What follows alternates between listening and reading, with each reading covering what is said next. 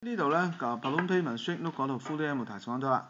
negotiable instrument 咧就係一啲財務嘅文件咧，係可以 negotiate 同埋可以有一個賣俾第二個人嘅。negotiate 即係討價還價啦嚇。Holder in due course 咧就係咩嚟嘅咧？就係話呢度咧就係第三方嗱 ，when a third party receive a negotiable instrument， 當有第三者去收到嗰份咁嘅T-bond 啊 treasury bond 嘅時候，而 without the knowledge of any defect 就係唔知道咦原來裏邊揦嘢嘅咁。呢度咧有三個字嚇。首先咧有一個叫 maker 咧就係有張支票喺呢度咧簽名嗱，例如話個 Francis 咁 Francis 咧就係個 maker。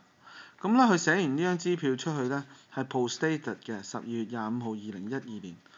咁逢係 post-dated 嘅嘢咧，佢已經係一種 promissory note 嚟㗎。你要記住嚇 promissory note 即係 promise 咗一啲嘢，而佢係一個 promissory note 咧，其實 promissory note 本身就係一個 negotiable instrument 嚟嘅。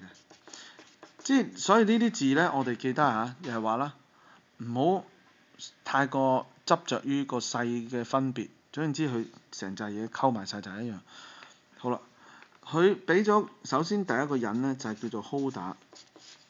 咁呢個 holder 咧就係話我呢張支票係俾叫做陳先生。holder 咧，因為我係俾佢噶嘛，所以如果佢要告我嘅時候咧，佢係可以告我話我欺詐 fraud 嘅，民事係得嘅。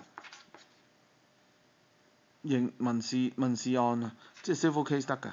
好啦，而家佢咧就揸住呢樣嘢，俾呢個俾嗰個，揸住呢張支票喎，我又冇劃線啊嘛，佢咧就俾 holder in due course。due 呢個字咧就即係 due process， 即係最咩叫 due process 咧 ？due process 咧就即係政府嗰啲叫做好公式化，即係按本子辦事就即係 due process。咁啊 in due course 咧就即係一道一道啊嘛，一道一道菜，好似我哋食飯咁樣，喺法國餐有頭台 main course 咁啊嘛。咁所以 in due course 呢個字咧，其實即係個過程嚟㗎。即係話好公式化嘅最尾嗰個 course， 嗰個最尾嗰個過程。Holder in due course 咧，咁而佢考試咧就係話 Holder in due course 係唔可以用民事告佢嘅，一定係要即係你唔可以話佢係欺詐，因為其實唔係佢欺詐你，係佢。咁喺呢度咧 Holder in due course 係咁啦 ，negotiable instrument 啦。好啦 ，pawn 呢個字咧就係 pawn 呢個字咧就係